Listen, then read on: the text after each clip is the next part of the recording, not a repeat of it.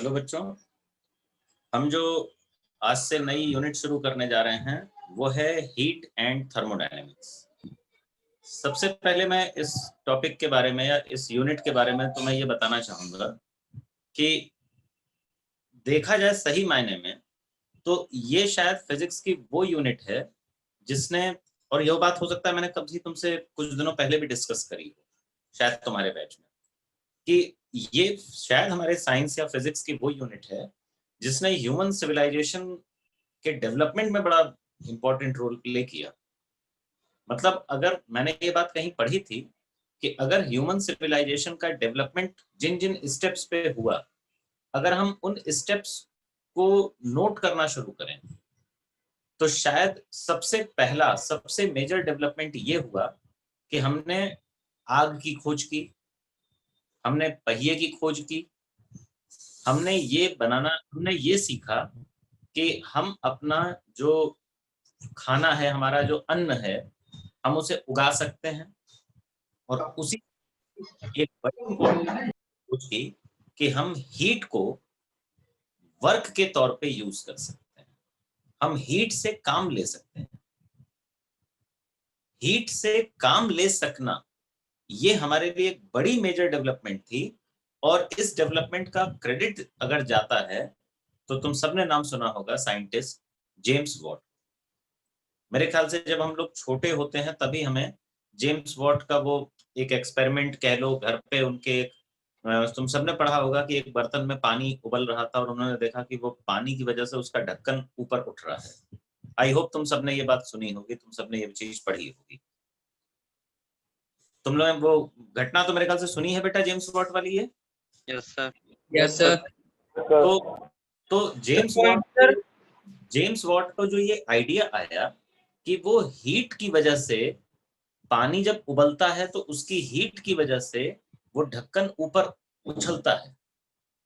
तो ये एक ऐसा आइडिया था जिसने आज की देखा जाए तो हमारी पूरी दुनिया की तस्वीर बदल के रख दी। उन्हें ये जो आइडिया आया कि हीट से काम लिया जा सकता है, ये बड़ा क्रांतिकारी विचार था। उन्होंने हीट को काम में लेना शुरू किया और उन्होंने बनाया एक इंजन। इंजन जिसे हम कहते हैं, इंजन का मतलब ही होता है एक ऐसी मशीन जो हीट से वर्क जनरेट करे। तो अब तुमने जिन जिन जगहों पर भी इंजन वर्ड सुना होगा वहां कहीं ना कहीं हीट को वर्क में यूज करने की कहानी चल रही होगी। अच्छा ये बताओ, इंजन वर्ड तुम कहां सुनते हो अपने डेली रूटीन में, अपने घर के आसपास में, अपने घर में इंजन शब्द कहां पर किस चीज में यूज करते हो? Car engine, car engine, motorcycle, bike का इंजन, अपने स्कूटर का इंजन। तो बेटा समझना, हमारे कार में, हमारे बाइक में, हमारे स्कूटर में जो इंजन है बेसिकली वो क्या कर रहा होता है, वो हीट को कन्वर्ट कर रहा होता है वर्क में। अब इमेजिन करो जरा कि जेम्स वॉट वाली वो जो पिक्चर थी कि जेम्स वॉट ने ढूंढा कि हम हीट को वर्क में कन्वर्ट कर सकते हैं, अगर वो चीज पिक्चर से गायब कर दी जाए, यानी जेम्स वॉट ने उसे ना ढूंढा होता और आज भी अगर हमें ये ना पता होता कि हम हीट से वर्क ले सकते हैं, तो दुनिया की पिक्चर बहुत अलग ना होती। सोचो, कार ना होती, बाइक ना होते, ये जो बड़ी बड़ी इंडस्ट्रीज हैं ये इंडस्ट्रीज ना होती। इंडस्ट्रीज में तो मानकर चलो मैक्सिमम जो काम है वो सारा हीट को ही वर्क में कन्वर्ट करने पे चल रहा है, तो ये सब रुक जाते। जो दुनिया की पहली रेलगाड़ी ट्रेन बनी थी उसमें भी स्टीम इंजन लगा था, रेलगाड़ियां ना होती, बसें ना होती, मतलब बहुत दुनिया अलग होती।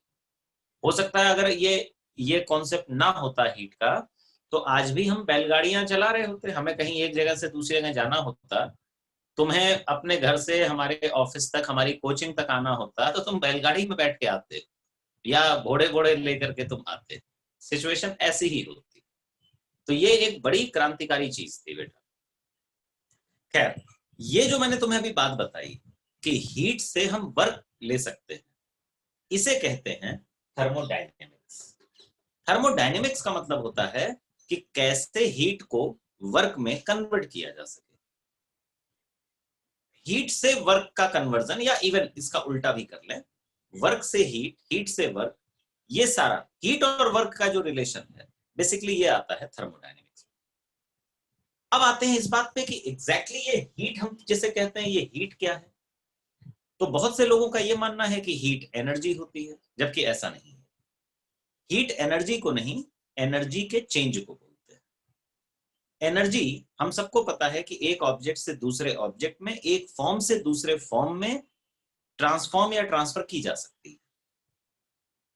तो जब भी किसी ऑब्जेक्ट से एनर्जी को निकल करके दूसरे ऑब्जेक्ट में जाना हो, हमें मालूम है कि एनर्जी हम क्रिएट नहीं कर सकते, एनर्जी हम डिस्ट्रॉय नहीं कर सकते, लेकिन हम एनर्जी को एक फॉर्म से दूसरे फॉर्म में ट्रांसफर कर सकते हैं, ट्रांसफॉर्म कर सकते हैं, एक ऑब्जेक्ट से दूसरे ऑब्जेक्ट में ट्रांसफर कर सकते हैं।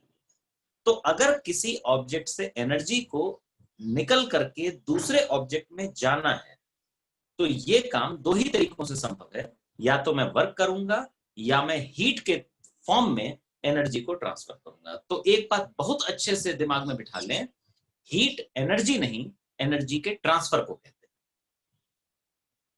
मेरे पास, अगर मैं ये कभी नहीं कह सकता कि मेरे पास इतनी हीट स्टोर्ड है, भाई मैं एनर्जी स्टोर कर सकता हूं, मैं हीट स्टोर नहीं कर सकता, क्योंकि स्टोरेज वाली एनर्जी हीट नहीं होती है। लेकिन अगर मैं जैसे मैं इस मार्कर को हीट दे रहा हूं, ये बोलना ठीक है कि मैं एनर्जी दे रहा हूं। एनर्जी के ट्रांसफर के दो ही तरीके होते हैं, हीट एंड वर्क। तो हीट और वर्क ये तो एक जैसी चीज है, सुनने में बहुत अलग लगते हैं कि अरे हीट और वर्क, कहां वर्क और कहां हीट। वर्क में हमें लगता है अरे यार वो फोर्स और डिस्प्लेसमेंट की कहानी है, और हीट हमारे दिमाग में एक अलग इमेज होती है। लेकिन ध्यान रखना ये दोनों काम एक ही कर रहे होते हैं, एनर्जी का ट्रांसफर। तो heat is basically transfer of energy. अगर बात करूं मैं,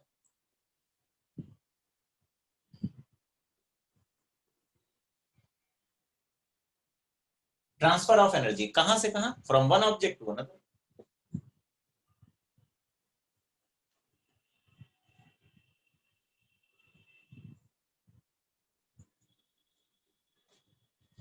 एंड व्हाट अबाउट थर्मोडायनेमिक्स, मैंने क्या कहा, थर्मोडायनेमिक्स क्या करता है, थर्मोडायनेमिक्स हमारे को हीट और वर्क इनका रिलेशन देता है। सर हीट और वर्क का सर डायमेंशनल फॉर्मूला भी तो सेम होता है। बेटा होना ही है।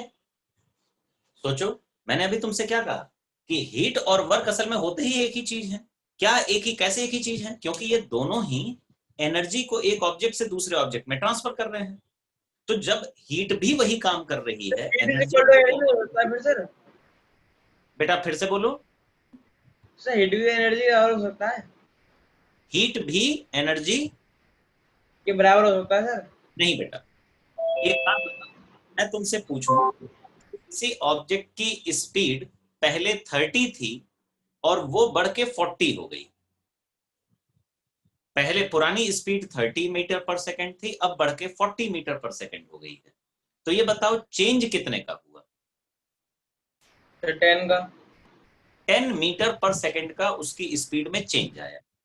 तो अगर स्पीड का चेंज पूछा जाए तो तुम 10 बताओगे, लेकिन अब अगर इस समय की उसकी स्पीड पूछी जाए तो तुम 40 बताओगे।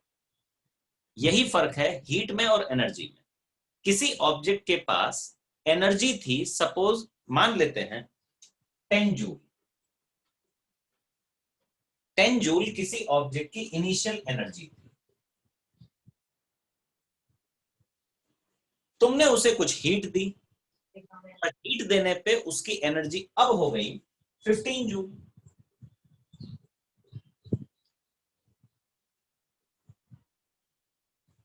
और ये एनर्जी कैसे बढ़ गई, उसकी एनर्जी बढ़ गई क्योंकि तुमने उसे हीट दी है। तो अगर पूछा जाए तुमने कितनी हीट दी है, तो हीट निकलेगी इस एनर्जी के चेंज से। एनर्जी उसकी इतनी है 15, पुरानी एनर्जी थी 10, लेकिन जो हीट दी गई है उसे वो होगी 5 जूल। कोई पूछे कि साहब ये कैसे पता कि ये हीट ही होगी, नहीं, ऐसा कोई जरूरी नहीं कि हम हीट दे करके ही एनर्जी चेंज कर सकते हैं। हमारे पास एक तरीका और भी होता है, वर्क के थ्रू। अगर मैं चाहूं तो फोर्स लगा करके, डिस्प्लेसमेंट क्रिएट करके भी एनर्जी बदल सकता हूं। लेकिन अगर मैं फोर्स नहीं लगा रहा हूं, डिस्प्लेसमेंट नहीं हो रहा, बल्कि दूसरा तरीका अगर मैं चाहता हूं एनर्जी चेंज करने का, दैट इज हीट। तो मेरे पास ध्यान रखना, हीट एनर्जी नहीं होता, चेंज इन एनर्जी होता है। देखो दोनों चीजों लेकिन सर हमने इलेक्ट्रिसिटी में पढ़ा था, उसमें पढ़ा था। एक सेकंड बेटा, मेरी बात पहले पूरी हो जाने दो। अगर मैं तुमसे कह रहा हूं कि किसी ऑब्जेक्ट की स्पीड, पुरानी स्पीड 30 मीटर पर सेकंड थी और अब उसकी स्पीड 40 मीटर पर सेकंड है, तो चेंज ऑफ एनर्जी क्या हुई बेटा? 10 मीटर पर सेकंड। यानी कि गौर करना, स्पीड की यूनिट भी मीटर पर सेकंड होगी और चेंज इन स्पीड की यूनिट भी मीटर पर सेकंड ही होगी। तो यूनिट दोनों केस में सेम रहती है, चाहे तुम वैल्यू स्पीड की निकालो चाहे चेंज इन स्पीड निकालो, दोनों में यूनिट और डायमेंशन मैच करेंगी। वही यहां होता है। एनर्जी की यूनिट हमें मालूम है, अगर जूल है, फाइनल एनर्जी की यूनिट भी जूल है, तो इनका जो चेंज होगा वो भी तो जूल में ही आएगा। तो इसलिए हीट की यूनिट जूल, एनर्जी की यूनिट जूल और वर्क की यूनिट भी जूल होती है। यूनिट सेम होती हैं, इनकी डायमेंशन सेम होंगी, लेकिन टेक्निकली फर्क है बेटा। तुम ये नहीं कह सकते कि एनर्जी ही हीट हो या हीट ही एनर्जी है, ऐसा नहीं कह सकते। हीट एनर्जी के चेंज से रेफर किया जाता है। कभी भी मैं ये नहीं कह सकता, जैसे समझो मेरी बात को, मैंने बेटा कुछ खाना खाया तो मैं कहूंगा कि मेरे पास इतनी एनर्जी आ गई है, स्टोर हो गई है। पर हीट को कभी भी तुम स्टोर्ड एनर्जी के तौर पे रेफर नहीं कर सकते, क्योंकि वो एनर्जी है ही नहीं। हीट हमेशा वर्ड तब यूज किया जाएगा जब एनर्जी ट्रांसफर हो रही होगी। हमेशा याद रखना, एनर्जी के ट्रांसफर को ही हीट से रेफर किया जा सकता है या एनर्जी के ट्रांसफर को ही वर्क से रेफर किया जा सकता है। प्रशांत बेटा, तुम कुछ पूछना चाह रहे हो? सर फिर हम लोग हीट एनर्जी क्यों बोलते हैं?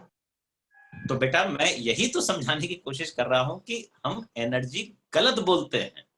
अगर कोई तुमसे कहता है कि हीट इज एनर्जी, नो, एक शब्द आगे बढ़ा दो, ट्रांसफर। हीट इज एनर्जी तो ट्रांसफर। दोनों का फॉर्मूला सेम होता है ना, इलेक्ट्रिसिटी में आई स्क्वायर आर टी उसका भी होता है, हीट का भी और वर्क का भी। तो बेटा तुम शायद मेरी बात अभी भी नहीं समझने की कोशिश कर रहे हो। मैं क्या कह रहा हूं, हीट और वर्क ये दोनों तो एक ही काम कर रहे हैं, एनर्जी के ट्रांसफर का।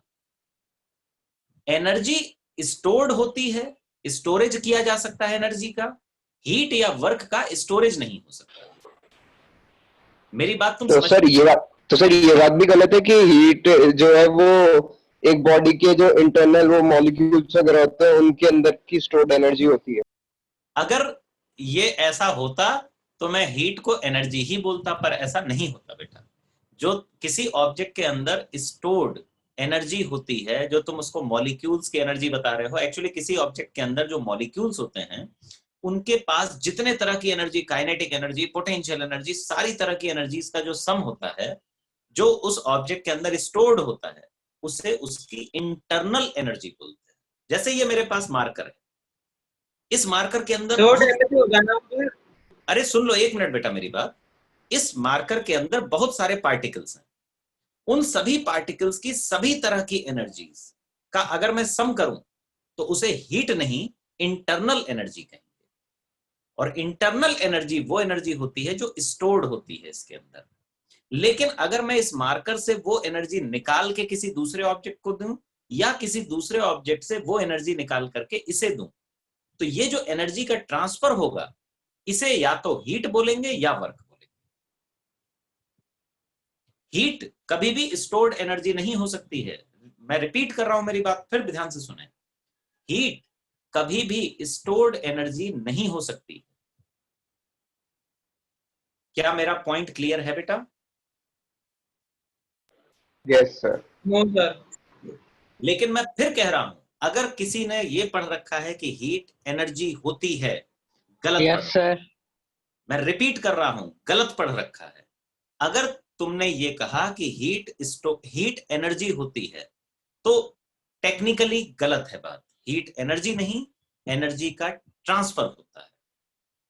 एनर्जी अगर एक ऑब्जेक्ट से दूसरे ऑब्जेक्ट में ट्रांसफर होगी तो इसे कहा जाएगा हीट। हाँ, एक और भी तरीका है एनर्जी ट्रांसफर का, वर्क। इन दो ही तरीकों से एनर्जी एक ऑब्जेक्ट से दूसरे ऑब्जेक्ट में ट्रांसफर हो सकती है। क्या मेरा पॉइंट क्लियर है बेटा? Yes sir. लेकिन इस प्रोसेस में, क्योंकि तुम्हें मालूम है हीट को मैं किस तरह से रेफर कर रहा हूं, transfer of energy from one object to another, इस प्रक्रिया को क्योंकि मैं हीट कह रहा हूं, तो एनर्जी क्योंकि चेंज हो रही है, मैं चेंज ऑफ एनर्जी को क्योंकि हीट कह रहा हूं, इसलिए जो उसकी यूनिट होगी या उसकी डायमेंशन होंगी वो आपस में मैच करेंगी।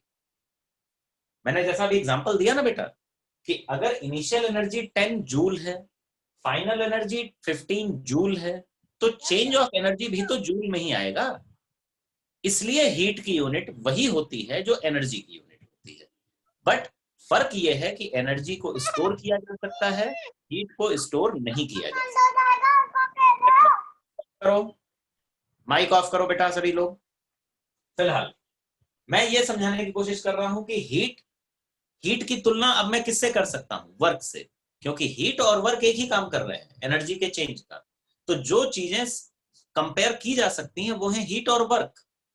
तो हीट और वर्क क्योंकि कंपेयर हो सकते हैं, तो मैं ये कह सकता हूं कि मैं हीट को वर्क में और वर्क को हीट में चेंज कर सकता हूं, and this is known as thermodynamics. Thermodynamics का मतलब होता है हीट और वर्क का एक दूसरे में परिवर्तन। तो आई होप तुम्हें मेरी बात कुछ समझ आई हो, है बहुत छोटी सी बात, लेकिन हाँ कॉन्सेप्ट में क्लैरिटी रहनी चाहिए, हमारे दिमाग में क्लियर विजन होना चाहिए कि यार हीट और वर्क को क्यों कंपेयर कर पाते हैं। अच्छा, जो बातें मैं कह रहा हूं ये एग्जैक्टली तुम अभी सुनोगे, मैं थर्मोडायनेमिक्स के कुछ नियम पढ़ाऊंगा तुम्हें, तो यहाँ तुम्हें जो बातें मैंने बोली हैं ये बाकायदा लॉ ऑफ थर्मोडायनेमिक्स के नाम से भी हम पढ़ेंगे। बस मैं उनको तुम्हें एक सिंपल भाषा में समझा रहा हूं और उसी को वहां थोड़ा सा एक लैंग्वेज में लिखी जाएगी, पर बात वही आएगी। हम यही पढ़ेंगे कि इंटरनल एनर्जी यानी स्टोर्ड एनर्जी में जो चेंज होगा वो या तो हीट के थ्रू होगा या वर्क के थ्रू होगा। बस वहां पर देखना, हम उसी को मैथमेटिकल इक्वेशन बना के लिख देंगे। हाँ बेटा प्रशांत कुछ कह रहे हो? सर जैसे हम लोग बोलते हैं power equal to work upon time और पावर इक्वल टू एनर्जी, मतलब हम लोग कभी कभी बोलते हैं ना वर्क एनर्जी के बराबर होता है, सर वो क्या कंसेप्ट क्या होता है? वर्क एनर्जी के बराबर नहीं होता, मैंने अभी तो समझाया बेटा, वर्क एनर्जी के ट्रांसफर के बराबर होगा। एनर्जी अगर एक ऑब्जेक्ट से दूसरे ऑब्जेक्ट में ट्रांसफर हो रही है तब वर्क होगा। अब स्टोर्ड एनर्जी, रखी हुई है एनर्जी, पड़ी हुई है, तो कोई वर्क नहीं हो रहा। लेकिन अगर मैं कहूं कि मैं, जैसे छोटी सी एक बात सोचो बेटा, मेरे हाथ में हथेली पे ये मार्कर रखा हुआ है, मैं इस मार्कर की एनर्जी बढ़ाना चाहता हूं, कैसे बढ़ा सकता हूं सोचो? मैं इसकी या तो पोटेंशियल एनर्जी बढ़ानी हो, ग्रेविटेशनल पोटेंशियल एनर्जी, तो मैं इसकी हाइट ऊपर कर दूं। बताओ, अगर मैंने इसकी ऊंचाई ऊपर कर दी, ऊंचाई बढ़ा दी, तो क्या मैंने इस पे कुछ वर्क किया है? Yes yes sir. Sir, yes sir. मैंने वर्क किया होगा, मैंने फोर्स लगा के डिस्प्लेसमेंट किया होगा, तभी तो मैंने वर्क किया, और मैंने वर्क किया तब जाकर के इसकी एनर्जी बढ़ी। तो जितनी इसकी एनर्जी बढ़ी है वही समझ लो मेरा वर्क है। तो बेसिकली वर्क एनर्जी नहीं, चेंज ऑफ एनर्जी है। किसी ऑब्जेक्ट की अगर एनर्जी, अब जैसे ये मार्कर मेरी हथेली पे पड़ा है और पड़ा ही रहे, जिस हालत में है, जिस पोजीशन में, इसमें कोई किसी तरह का बदलाव ना आए, तो कोई वर्क नहीं हुआ बेटा। इसके अंदर लाख एनर्जी पड़ी हुई हो, तुम कहो साहब एनर्जी को मैं टाइम से डिवाइड कर दूं वर्क आ जाएगा? नहीं आएगा, क्योंकि याद रखना work energy per unit time नहीं होता, वर्क होता है change of energy per unit time, and the same thing is heat. मैं रिपीट कर रहा हूं अपनी बात को। मैं जब पावर की बात कर रहे हैं, पावर होता है रेट ऑफ वर्क डन, और वर्क के लिए एनर्जी में चेंज होना चाहिए। तो पावर की जो डेफिनेशन होगी वो change of energy per unit time होगी बेटा। क्या मेरी बात सभी बच्चों को समझ में आई? Yes, वर्क होने के लिए एनर्जी में चेंज होना चाहिए, या हीट के लिए एनर्जी में चेंज होना चाहिए। क्या मैं इस बात से आगे बढ़ जाऊं? Yes sir. ओके, तो अब मुझे एक छोटी सी बात सभी बच्चे सोच समझ के बताएंगे। अब हम बात शुरू करने जा रहे हैं इस हीट के बारे में। तो मैं इस हीट को थोड़ा सा एक एग्जांपल से तुम्हें समझाता हूं कि भाई किसी ऑब्जेक्ट में जो एनर्जी एक से दूसरे में ट्रांसफर हुई वो तो हुई हीट, लेकिन मैंने अभी तुम्हें बताया कि जो ऑब्जेक्ट के अंदर स्टोर्ड एनर्जी होती है, जैसे इस मार्कर के अंदर जितने भी मॉलिक्यूल्स हैं, इसके अंदर जितने भी पार्टिकल्स हैं, उन सबके अंदर कुछ ना कुछ एनर्जी होगी। तुम सबको मालूम है कि इसके अंदर बहुत सारे मॉलिक्यूल्स होंगे उनके अंदर, मतलब एटम्स होंगे, न्यूक्लियस होगा, उसके बाहर इलेक्ट्रॉन्स चक्कर भी लगा रहे होंगे in form of wave, in form of particle, जैसे भी उनको तुम समझ लो, लेकिन वो चक्कर लगा रहे होंगे, मोशन चल रहा होगा। भले ये मार्कर मुझे स्टेशनरी नजर आए, पर इसके अंदर बहुत सारी हलचल चल रही होती है। तुम्हें शायद मैंने ये भी बताया था एक बार क्लास में कि जो मॉलिक्यूल्स, वो जो न्यूक्लियस होते हैं, वो न्यूक्लियस भी स्टेबल नहीं होते, स्टेशनरी नहीं होते, न्यूक्लियस भी हल्के हल्के वाइब्रेट कर रहे होते हैं एक दूसरे के फोर्स के प्रभाव में आकर के। तो ऐसे में बहुत तरह के इसके अंदर मोशन चल रहे होते हैं। उन सब तरह की एनर्जीज का अगर मैं सम करूं तो वो कहलाती है इस ऑब्जेक्ट की इंटरनल एनर्जी, जिसको तुम एक्चुअली कहते हो स्टोर्ड। तो जिस वर्ड को हम एक्चुअली समझना चाहते हैं वो है इंटरनल एनर्जी।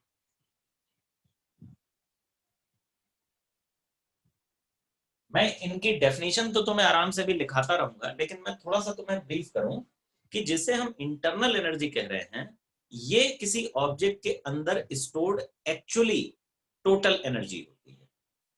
इसका मतलब क्या होता है कि इस ऑब्जेक्ट की, जिसकी मैं इंटरनल एनर्जी निकाल रहा हूं, उसके अंदर जितने भी पार्टिकल्स हैं, उन सभी पार्टिकल्स की काइनेटिक एनर्जीज, उन सब की पोटेंशियल एनर्जीज, और जितनी तरह की एनर्जीज हो सकती हैं सबका सम कर ले, तो वो ऑब्जेक्ट की इंटरनल एनर्जी होती है, दैट इज स्टोर्ड एनर्जी। उसके अंदर वो उस ऑब्जेक्ट के अंदर मौजूद होती है। इस ऑब्जेक्ट के अंदर मौजूद कुल एनर्जी वो इंटरनल एनर्जी। अब ये इंटरनल एनर्जी का मेजरमेंट जो होता है, इंटरनल एनर्जी को नापा जाता है। जाहिर सी बात है एनर्जी है, जूल में नपेगी या कैलोरी में नपेगी, पर ये जो एनर्जी है इसको मेजर करने के लिए हमारे पास जो सबसे बढ़िया तरीका है वो है via temperature.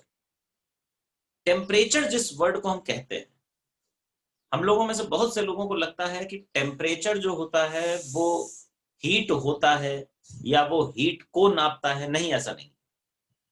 Temperature of object, अगर मैं किसी ऑब्जेक्ट के टेम्परेचर की बात कर रहा हूं तो टेम्परेचर एक जरिया होता है इस इंटरनल एनर्जी के मेजरमेंट का। किसी ऑब्जेक्ट के अंदर, इस मार्कर के अंदर कितनी एनर्जी इंटरनल है, इसके अंदर मौजूद है, उसको अगर मैं मेजर करना चाहूं तो उसके लिए एक बहुत अच्छा उम्दा जरिया है टेम्परेचर। लेकिन अब यह चक्कर आता है यहां पर कि साहब टेम्परेचर को कैसे नापा जाए। कोई मुझसे पूछे कि तुम टेम्परेचर नाप क्यों रहे हो, तो मेरा जवाब क्या होगा कि टेम्परेचर नापने का पर्पस मेरा ये है कि मैं उसकी इंटरनल एनर्जी तक जाना चाहता हूं। इंटरनल एनर्जी को नापने का जरिया है टेम्परेचर। मैं इस बात को यहां लिख रहा हूं कि internal energy can be measured by temperature. यहां इस बात को जरा ध्यान से समझिए कि मैं ये नहीं कह रहा हूं, रिपीट करो बेटा। सर जूल्स और सेल्सियस एक ही यूनिट है इसका मतलब? मैं यही बोलना जा रहा था, तुम रुको जरा फिर सुनो मेरी बात। मैंने क्या ये लिखा है कि इंटरनल एनर्जी इज टेम्परेचर? नहीं, मैंने क्या लिखा है, internal energy can be measured by measuring temperature. मैं टेम्परेचर नाप करके उसकी मदद से इंटरनल एनर्जी को नाप सकता हूं। जैसे एक बात बताओ, अगर मुझे सपोज वर्क डन पता करना हो तो वर्क डन के लिए मुझे किस किस चीज को नापने की जरूरत होती है? Force and force and displacement. तो अब मैं अगर वर्क नापने के लिए, वर्क निकालने के लिए मुझे फोर्स की जरूरत पड़ रही है, तो क्या वर्क की यूनिट न्यूटन हो जाएगी? नहीं बेटा, फोर्स एक जरिया है, और भी चीजें आएंगी जिनको मिला करके फिर वर्क करेंगे। उसी तरह सर ये से इसे ऐसे माना जा सकता है कि जैसे मास और इनर्शिया है कि किसी बॉडी के इनर्शिया को नापा जा सकता है उसका मास नाप के।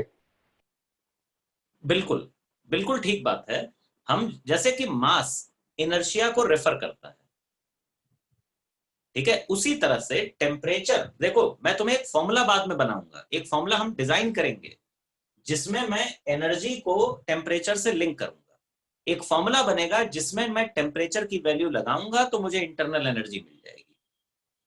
क्या मेरी बात तुम समझ आए? मैं ये नहीं कह रहा हूं कि इंटरनल एनर्जी इज टेम्परेचर, मैं कह रहा हूं कि इंटरनल एनर्जी नापने के लिए, अब देखो मैंने एक छोटी सी बात सोचो तो मैं अभी समझ में आ जाएगी मैं क्या कहना चाह रहा हूं। इस ऑब्जेक्ट की मुझसे कहा गया इंटरनल एनर्जी नापो। अब मैंने तुमसे क्या कहा कि इंटरनल एनर्जी क्या होती है? इस ऑब्जेक्ट के अंदर जितने भी पार्टिकल्स हैं उनकी सभी प्रकार की एनर्जीज के सम को इंटरनल एनर्जी कहा जाएगा। मैं कैसे निकालूं इंटरनल एनर्जी? तुम मुझे बताओ, इसके अंदर कितने पार्टिकल्स हैं, वो किस किस डायरेक्शन में मोशन कर रहे हैं, उनकी कौन कौन सी पोटेंशियल एनर्जी है। इलास्टिक पोटेंशियल एनर्जी भी हो सकती है, वो इलेक्ट्रिक पोटेंशियल एनर्जी भी हो सकती है, बहुत तरह की ग्रेविटेशनल पोटेंशियल एनर्जी हो सकती है, उनके अंदर रोटेशनल काइनेटिक एनर्जी हो सकती है, ट्रांसलेशनल काइनेटिक एनर्जी होगी। इन सब का सम कैसे करूं मैं? तो मेरे लिए भी तो एक परेशानी की बात है। लेकिन मैं टेम्परेचर की मदद से अगर मैं इसका टेम्परेचर नाप लूं तो टेम्परेचर से मैं इस इंटरनल एनर्जी को लिंक कर सकता हूं। मेरे पास कुछ ऐसे तरीके हैं जिनसे मैं टेम्परेचर का मेजरमेंट करके ये पता कर सकता हूं कि इंटरनल एनर्जी क्या है। या ये कह सकते हो बेटा समझने के लिए कि this internal energy is proportional to temperature. यानी अगर मैं तुमसे कहूं कि मेरे पास दो ऑब्जेक्ट हैं, ये एक मार्कर ये है और एक दूसरा मार्कर ये है, सपोज एक ब्लैक है और एक रेड है, तुम देख रहा होगा। मैंने क्या किया, मैंने दोनों का टेम्परेचर नापा अलग अलग कमरों में रख के। इस मार्कर को अलग कमरे में रखा, इसका टेम्परेचर नापा, इस मार्कर को अलग जगह पर कहीं रखा और इसका टेम्परेचर नापा। जैसे सपोज इस मार्कर को मैंने अपने बेडरूम में रखा और एसी चला करके रखा, तो ये मार्कर खूब ठंडा हो रखा है। इस मार्कर को मैं ले जाकर के मैंने किचन में गैस स्टोव के बगल में रख दिया, तो अब क्या होगा? जाहिर सी बात है, अगर गैस स्टोव के बगल में ये रखा होगा तो ये गर्म हो जाएगा, और ये एसी के पास में रखा हुआ है तो ये ठंडा हो जाएगा। तो अब दो अलग अलग मार्कर हैं। सपोज इस मार्कर का टेम्परेचर है 20 degree Celsius and temperature of this marker is 40 degree Celsius, 20 and 40। तो अब मुझे ये समझ में आ रहा है कि इसका टेम्परेचर लो है, ये उसके मुकाबले हाई टेम्परेचर पे है। तो मैं ये कहूंगा, मैं ये नहीं कहूंगा कि मुझे इनकी एनर्जीज का पता चल गया, लेकिन मुझे इतना तो पता लग गया ना कि ये कम टेम्परेचर पे है तो इसकी इंटरनल एनर्जी कम होगी, ये हाई टेम्परेचर पे है तो इसकी इंटरनल एनर्जी ज्यादा होगी। यानी टेम्परेचर का पता करके हम ये पता कर लेते हैं कि internal energy of an object की पोजीशन क्या है, वो उसकी तुलना की जा सकती है। कंपेयर करा जा सकता है सर। एक ही मार्कर है मेरे पास, ये मार्कर है, इस मार्कर को मैंने एक बार, मतलब सपोज अभी सुबह सुबह मैं सो करके उठा, मैंने इस मार्कर को टेम्परेचर इसका मेजर किया और इसका टेम्परेचर सपोज निकल कर आया 21 डिग्री सेल्सियस। फिर धूप हो गई, कमरे में धूप आने लगी, गर्म हो गया कमरा, तो इसका टेम्परेचर हो गया 30 डिग्री सेल्सियस। तो अगर इस मार्कर का टेम्परेचर बढ़ रहा है तो मैं कहूंगा इसकी इंटरनल एनर्जी बढ़ रही है। सर ये दोनों डायरेक्टली प्रोपोर्शनल है एक दूसरे के। एग्जैक्टली मैं यही समझाने की कोशिश कर रहा हूं कि टेम्परेचर अगर बढ़ेगा तो इंटरनल एनर्जी उस ऑब्जेक्ट की बढ़ रही है, टेम्परेचर अगर घट रहा है एनर्जी घट रही है। अभी के लिए समझने के लिए तुम्हारे लिए इतनी इंफॉर्मेशन काफी है कि इंटरनल एनर्जी को नापना हमारे लिए बड़ा मुश्किल होता है, लेकिन टेम्परेचर की मदद से ये काम हम आसानी से कर लेते हैं। हम वरना इंटरनल एनर्जी में एक एक पार्टिकल की एनर्जी को जोड़ के उनका सम कहां निकालते रहेंगे। तो रेफरेंस के तौर पे हमारे लिए बहुत आसान तरीका होता है टेम्परेचर को पकड़ लेना। तो ध्यान रखना, टेम्परेचर हीट का मेजरमेंट नहीं होता है। टेम्परेचर किस चीज को नापने में मेरी मदद करता है? इंटरनल एनर्जी को। और ये चीज बहुत जरूरी है ध्यान रखना कि ये इंटरनल एनर्जी किसी ऑब्जेक्ट के अंदर की स्टोर्ड एनर्जी है। तो इंटरनल एनर्जी किसी ऑब्जेक्ट के अंदर जिसे हम स्टोर्ड एनर्जी कहते हैं वो होती है। थर्मोडायनेमिक्स क्या होती है? हीट और वर्क का आपसी समझ लो ट्रांसफॉर्मेशन, एक का दूसरे में दूसरे का पहले में चेंज होता है। और हीट क्या होता है? ये ट्रांसफर ऑफ एनर्जी होता है। तो तीन टर्म्स अलग अलग हैं बेटा। और मैं चाहूंगा कि तुम इन तीनों के फर्क को बहुत अच्छे से समझ लो। हीट किसे कहते हैं? एनर्जी के ट्रांसफर को, और इसकी तुलना तुम सीधे वर्क से कर सकते हो। ठीक है, वर्क और हीट एक ही चीज। तो हीट क्या है? Transfer of energy from one object to another. Thermodynamics क्या है? हीट का वर्क में, वर्क का हीट में कन्वर्जन। और इंटरनल एनर्जी क्या होती है वो इधर नहीं लिखा मैंने, लेकिन मैंने अभी बताया कि किसी ऑब्जेक्ट के अंदर जितने भी पार्टिकल्स हैं उन सबकी सभी प्रकार की एनर्जीज का सम, वो होता है इंटरनल एनर्जी। इसे हम स्टोर्ड एनर्जी मानते हैं, जो अंदर किसी ऑब्जेक्ट के अंदर पड़ी हुई है, और उसका मेजरमेंट होता है टेम्परेचर के द्वारा। तो पहले मुझे बताओ कि इन सभी शब्दों में डिफरेंस या सिमिलैरिटी तुम्हें समझ आई बेटा, कि क्या सिमिलैरिटी और क्या डिफरेंस है इनमें? किसी को Yes, अब sir. अगर इसमें कोई कंफ्यूजन हो रहा हो, कुछ पूछना हो तो वो पूछ लें।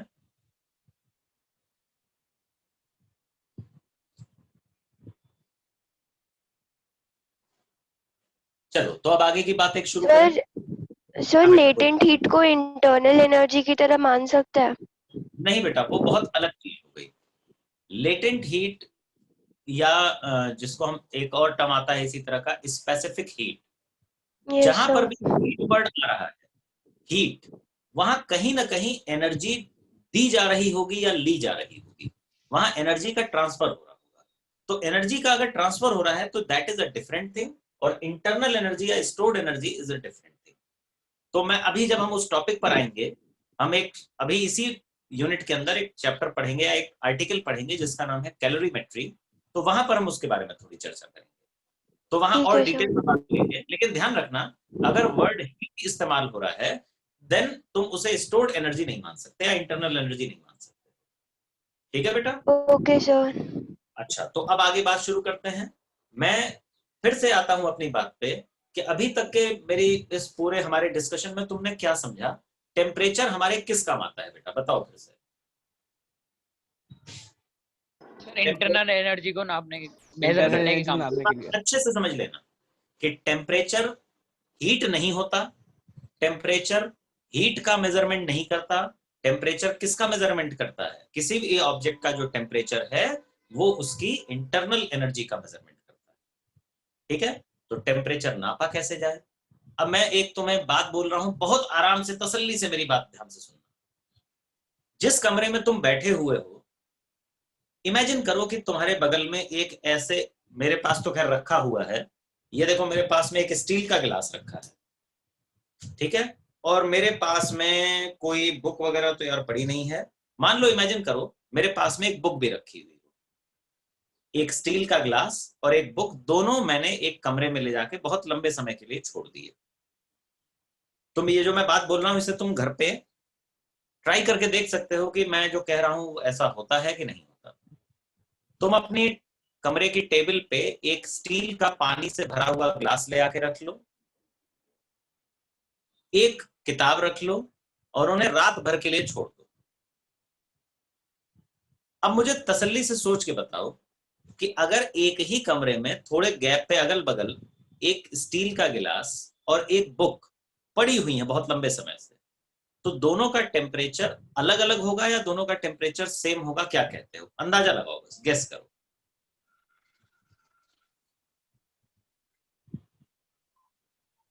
सर मान अलग लो, होगा। इमेजिन करो, मान लो, सोचो जरा, एक बात समझना बेटा।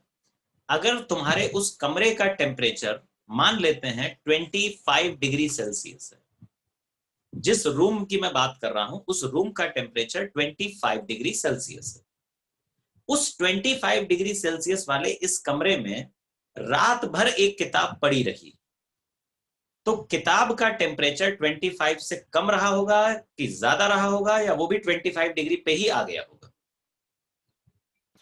तो 25 25 पे पे आ आ गया गया। होगा। तो 25 पे।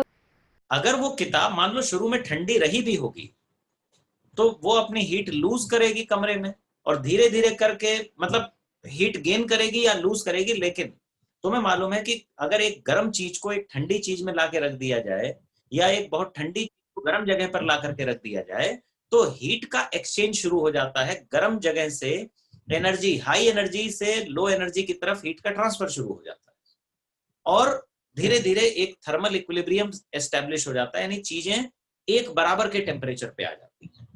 आई होप तुम मेरी बात को समझ पा रहे हो कि अगर मैं फ्रिज में से एक बहुत ठंडा, मान लो कि पानी का गिलास निकालूं या पानी का जग निकालूं जो बिल्कुल चिल्ड हो रखा हो, और उसे अपने कमरे में ले आकर के बहुत लंबे समय के लिए छोड़ दूं, तो जो बर्फीला बिल्कुल पानी का जार होगा जिसका टेम्परेचर ऑलमोस्ट 0 हो रखा होगा, 0 डिग्री सेल्सियस, अगर मैं उसे कमरे में ला करके छोड़ दूं, रात भर छोड़ दूं उसे, तो सुबह जब मैं चेक करूंगा तो उसका भी टेम्परेचर वही हो चुका होगा जो कमरे का टेम्परेचर होगा। यानी वो ठंडा 0 डिग्री का जो पानी होगा वो कमरे का टेम्परेचर 25 डिग्री पे ही आ चुका होगा। बताओ मेरी बात तुम सही मानते हो या नहीं? Yes sir. Yes sir.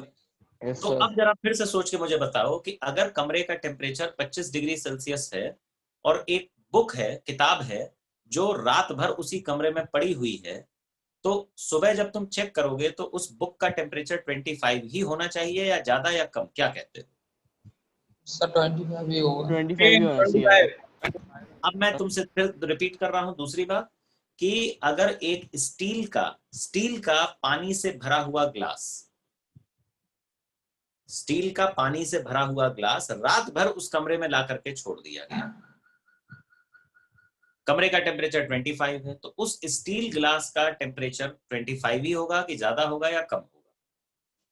25।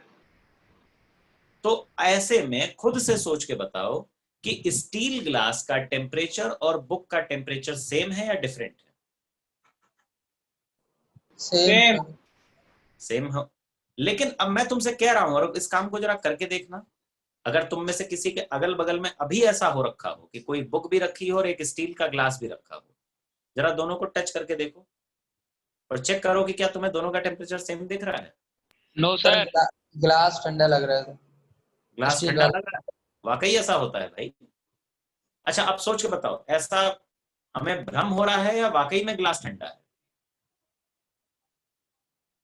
चलो मैं चाहता हूं तुम एक आध मिनट थोड़ा सोचो कि ग्लास मतलब जिनके अगल बगल ग्लास नहीं है वो मेरी बात पे भरोसा करें कि वाकई में स्टील का ग्लास ठंडा महसूस होता है और वो जो बुक है या वैसी कोई चीज वो गर्म महसूस होती है उसके मुकाबले, उस स्टील के ग्लास के मुकाबले।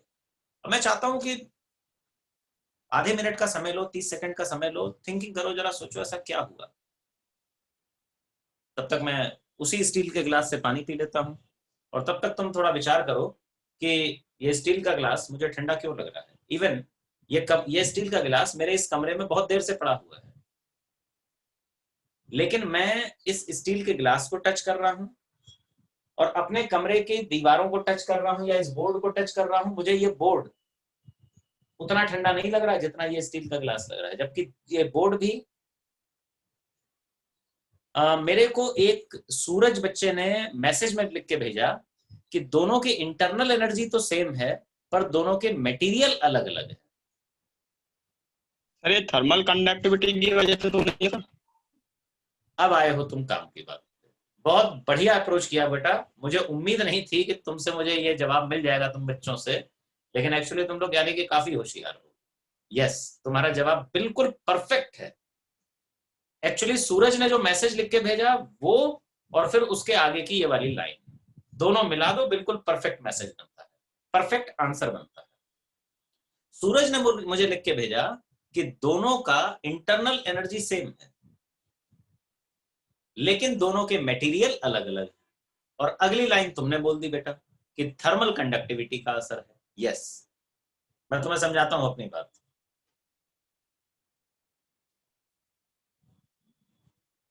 तो ऐसा है कि बिल्कुल ये बात 100% सही है बेटा, इस कमरे में रखी हुई किताब, इस कमरे में रखा हुआ पानी का गिलास, सबका टेम्परेचर सेम। अब तुम कहो कि यार टेम्परेचर सेम है तो ऐसा क्यों होता है कि मैंने इस बोर्ड को टच किया, ये मुझे उतना ठंडा फील नहीं होता जितना ठंडा वो पानी का गिलास फील हो रहा है। ऐसा क्यों होता है?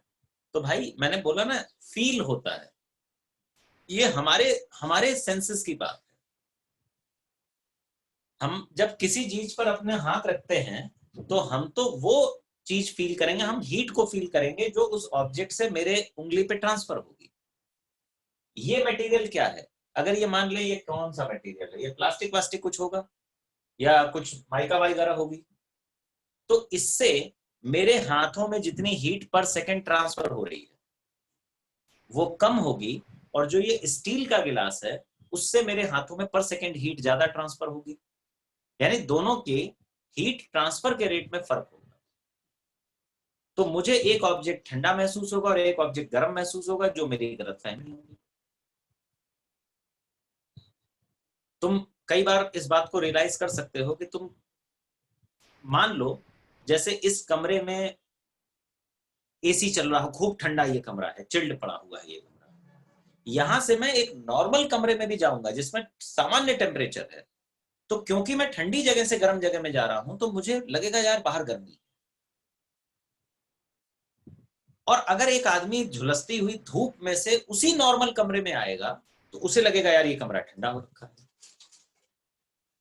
तो गौर करो कि जब टेम्परेचर को हम खुद मेजर कर रहे होते हैं अपने हाथों से टच करके या अपनी स्किन को के थ्रू फील करके, तो हमें गलतफहमियां होती हैं, हम सही टेम्परेचर नहीं नाप सकते। हमें मालूम है कि उस स्टील के गिलास का वही टेम्परेचर है जो उस बुक का टेम्परेचर है या जो इस बोर्ड का टेम्परेचर है, सबका टेम्परेचर सेम, लेकिन हम अगर उन्हें टच करके फील करना चाहें उनके टेम्परेचर को तो हमें सही जवाब नहीं मिलता, हमें गलत आंसर मिलने लगता है। और यही कारण था कि अगर किसी ऑब्जेक्ट का सही टेम्परेचर नापना है then we need some device, हमें कुछ इंस्ट्रूमेंट चाहिए, कोई मशीन चाहिए जो सही टेम्परेचर नाप सके। तो सही टेम्परेचर नापने के लिए हमने एक डिवाइस तैयार की जिसे कहा गया थर्मोमीटर। थर्मोमीटर की हमें जरूरत क्यों पड़ती है? क्योंकि हम अपने हाथों से टच करके चीजों का टेम्परेचर का आइडिया नहीं लगा सकते। तो हम इस यूनिट हीट एंड थर्मोडायनेमिक्स का पहला आर्टिकल शुरू करने जा रहे हैं, दैट इज थर्मोमेट्री। क्या मैं ये सब मिटा दूं बेटा? Yes sir. चलो तो काम शुरू करें, थर्मोमेट्री।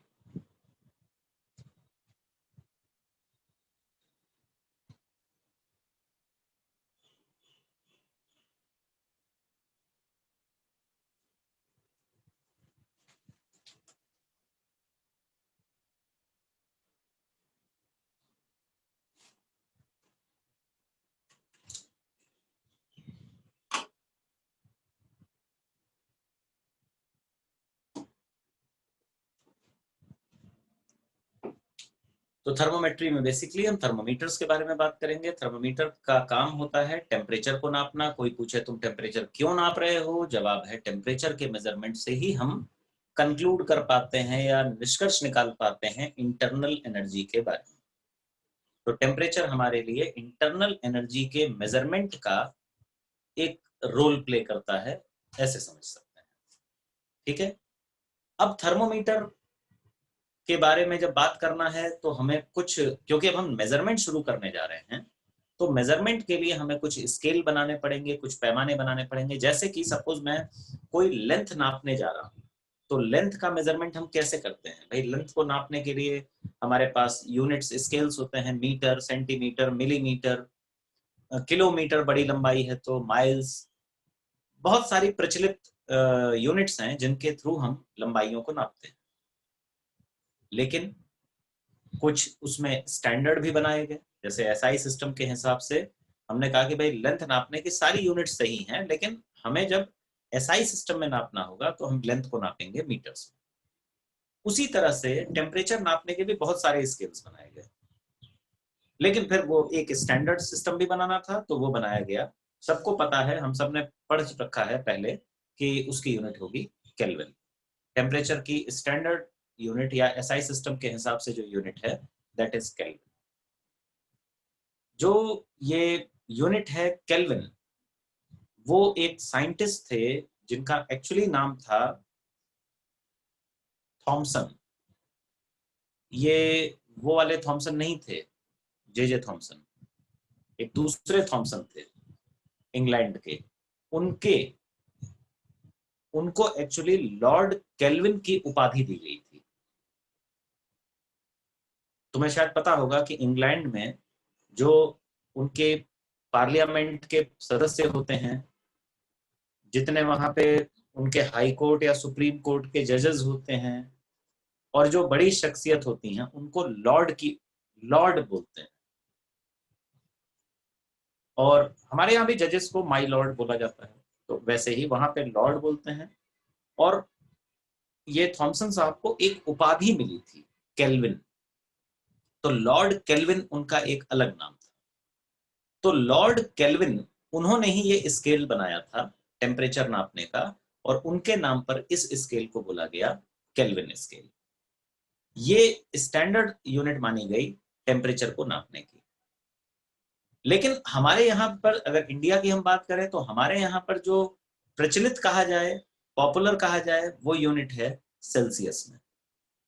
अगर आज भी गौर करो, हम लोगों को मौसम विभाग का हाल सुनना होता है कि हमारे यहाँ शहर का मौसम कैसा रहा, तो न्यूज चैनल वगैरह अगर तुम लगाओगे, मौसम की जानकारी सुनोगे, तो हमारी ज्यादातर जो हमें इंफॉर्मेशन मिलती है, हम एक दूसरे के साथ शेयर करते हैं कि आज बड़ी गर्मी है, आज का टेम्परेचर आगरा में इतना हो गया है।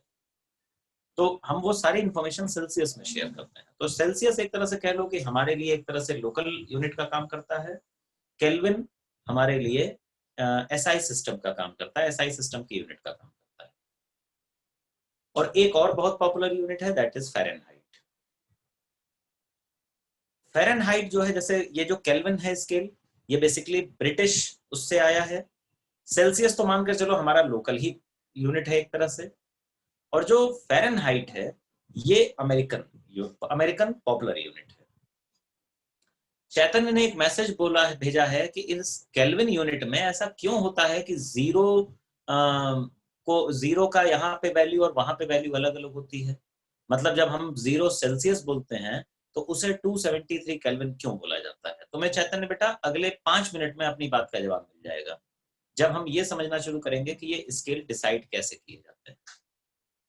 तो सबसे पहले आते हैं हमारे अपने पॉपुलर यूनिट पे, जिसका नाम है सेल्सियस। तो जो सेल्सियस स्केल है उसको डिजाइन इस तरीके से किया गया कि भाई जैसे मेजरमेंट के लिए हम एक ज्योमेट्री वाला स्केल बनाते हैं, उसी तरह से यहां पर स्केल, जब सेल्सियस स्केल बनाया गया तो हमने ऐसे रेफर किया कि पानी, वाटर का जो फ्रीजिंग टेम्परेचर है और जो बॉइलिंग टेम्परेचर है, यानी कि वो टेम्परेचर जिस पे पानी बर्फ बनने लग जाए, उस टेम्परेचर को नोट किया। फ्रीजिंग वाटर, और एक तरफ मैं लिख रहा हूं बॉइलिंग वाटर। फ्रीजिंग वाटर और बॉइलिंग वाटर, इन दोनों के बीच में हमने कहा कि ये माना जाएगा सेल्सियस स्केल। हमने कहा कि ये टेम्परेचर को हमने मान लिया 0 और इसे मान लिया 100। हमने कहा अगर फ्रीजिंग वाटर के टेम्परेचर को 0 मान लिया जाए और बॉइलिंग वाटर के टेम्परेचर को 100 मान लिया जाए, यानी इस इतने ड्यूरेशन को हम 100 पार्ट्स में डिवाइड कर दें, तो ये बन गया सेल्सियस का स्केल। सेल्सियस स्केल का मतलब ये हुआ, दिस इज, मैं लिख देता हूं यहाँ पे सेल्सियस।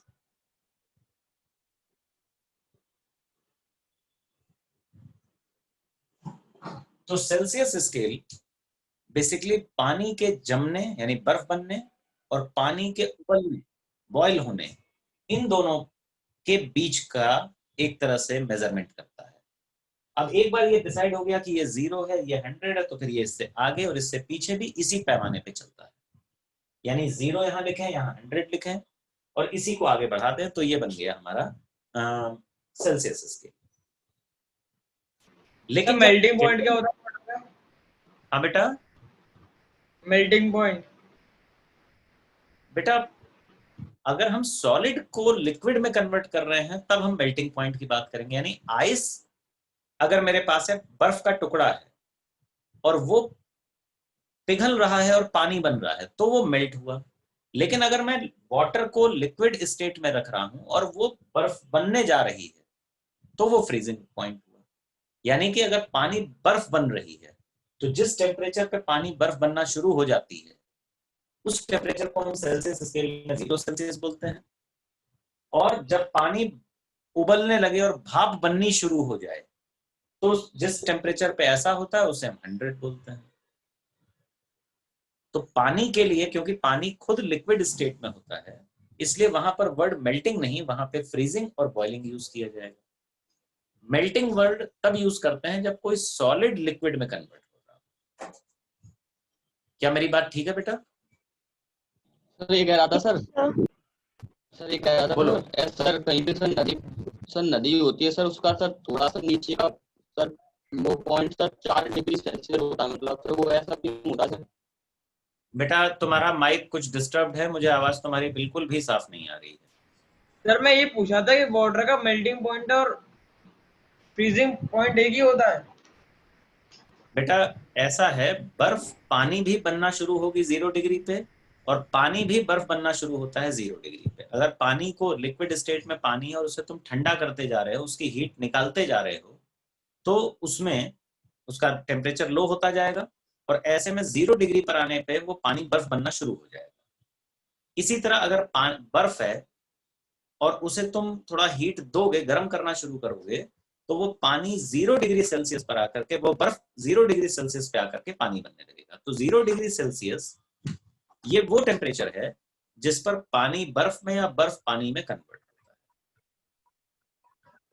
क्या मेरी बात समझ आई बेटा? तो बर्फ के लिए इसी को मेल्टिंग पॉइंट कहते हैं और पानी के लिए इसी को फ्रीजिंग पॉइंट कहते हैं।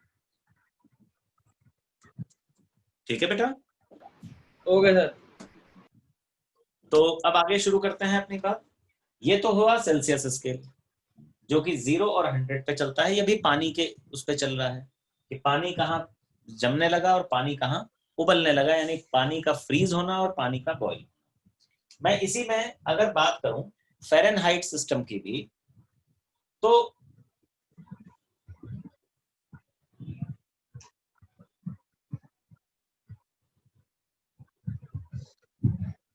फ़ारेनहाइट स्केल का भी कुछ यही कहानी है। बस वहां फर्क ये होता है कि वहां 32 फ़ारेनहाइट पे हम लेते हैं फ्रीजिंग वाटर,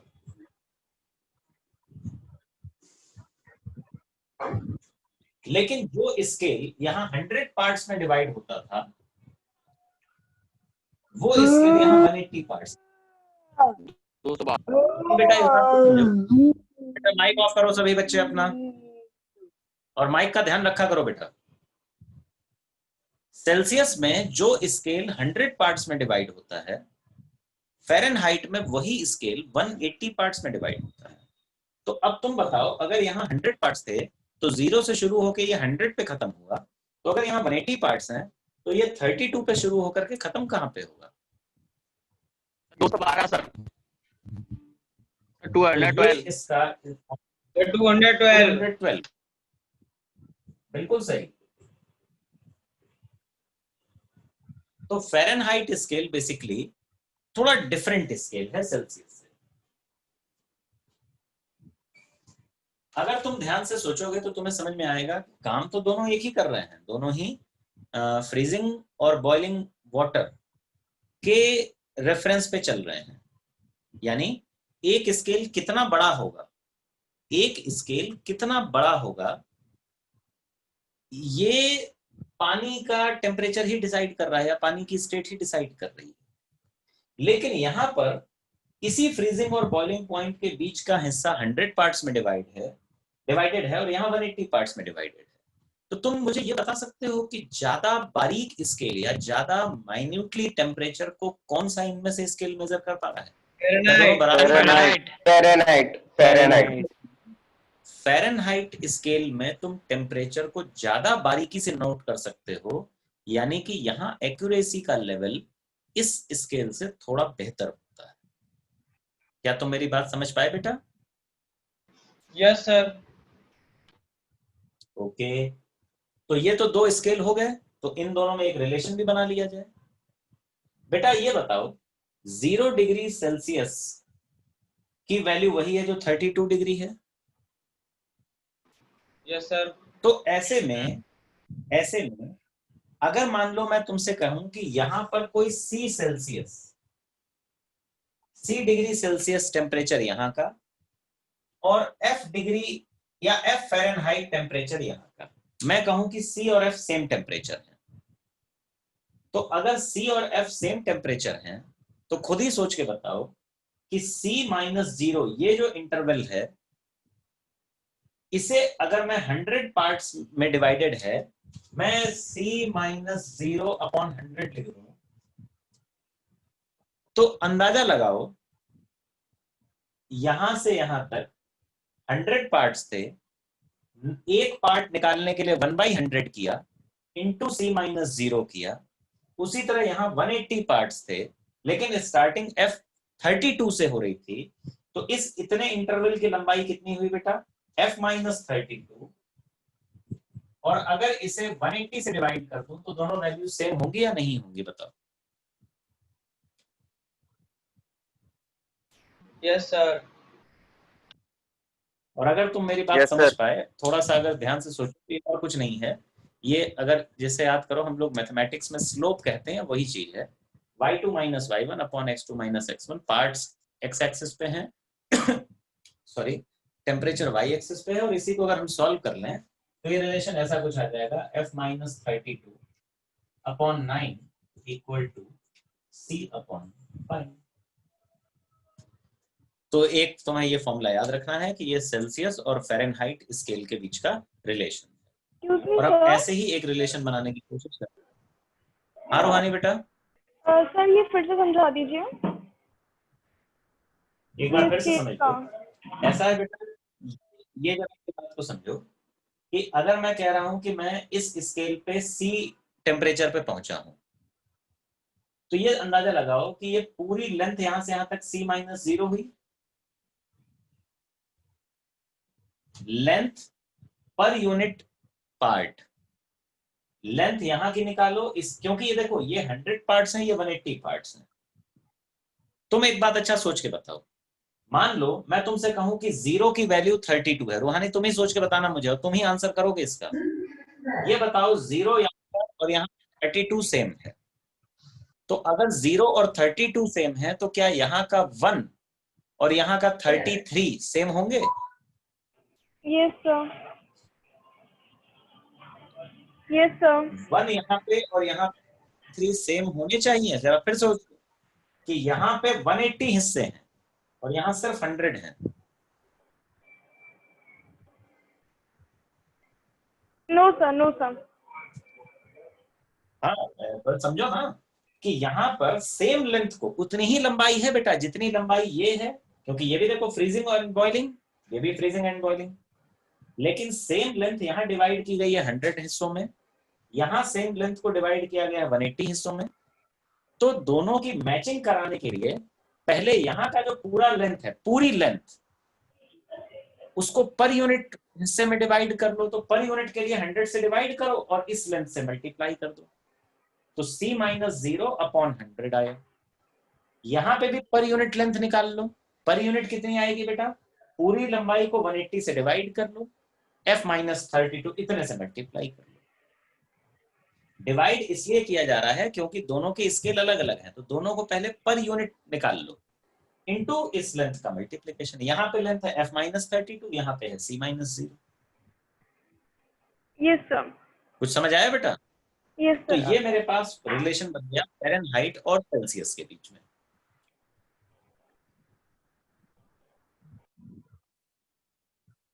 ठीक है, अब आते हैं अपने लॉर्ड केल्विन की बात पे। लॉर्ड केल्विन ने एक बड़ा इंपॉर्टेंट एक्सपेरिमेंट किया था, और उस एक्सपेरिमेंट से उन्हें समझ में आया कि यार ये सब जो स्केल हैं ये तो पानी के बॉइलिंग और फ्रीजिंग पॉइंट पर बेस्ड हैं, और उन्होंने एक अलग ही तरह का स्केल बनाया। उन्होंने पानी के बॉइलिंग पॉइंट और फ्रीजिंग पॉइंट को पकड़ा ही नहीं था। तो जो चैतन्य ने मुझे एक क्वेश्चन अभी चैट पे लिख के भेजा था कि फिर सर वो 273 का रिलेशन कहाँ से आता है, तो वो एक्सपेरिमेंट एक अलग एक्सपेरिमेंट हुआ। अच्छा, जाहिर सी बात है वो एक्सपेरिमेंट जो लॉर्ड केल्विन ने किया होगा वो इनसे तो ज्यादा ही कुछ महत्वपूर्ण होगा, तभी तो एसआई सिस्टम में हम केल्विन को लेते हैं स्टैंडर्ड यूनिट ऑफ टेम्परेचर के तौर पे। तो लॉर्ड केल्विन ने वो कौन सा एक्सपेरिमेंट किया और लॉर्ड केल्विन के उस एक्सपेरिमेंट का हमारे लिए क्या परिणाम निकला, क्यों वो 273 कहां से आ गया, इन सब के बारे में बात करेंगे हम अपनी अगली क्लास में, यानी कि कल। तो कल मुलाकात फिर करेंगे इसी टाइम पे। तब तक घर पे तुम इन सारी बातों को समझोगे, पढ़ोगे, रिवाइज करोगे। कोई भी कंफ्यूजन होगा तो उसको मेरे से व्हाट्सएप के थ्रू या फिर कॉल करके मेरे से अपनी क्वेरी दूर करोगे, या फिर अगर तुम्हें लगे कि कल की क्लास में डिस्कस करना है तो कल की क्लास में डिस्कस करना। तो कल हम लोग अपनी बात फिर आगे यहीं से बढ़ाएंगे। कल हम लोग डिस्कस करेंगे केल्विन स्केल के बारे में। ठीक है बेटा।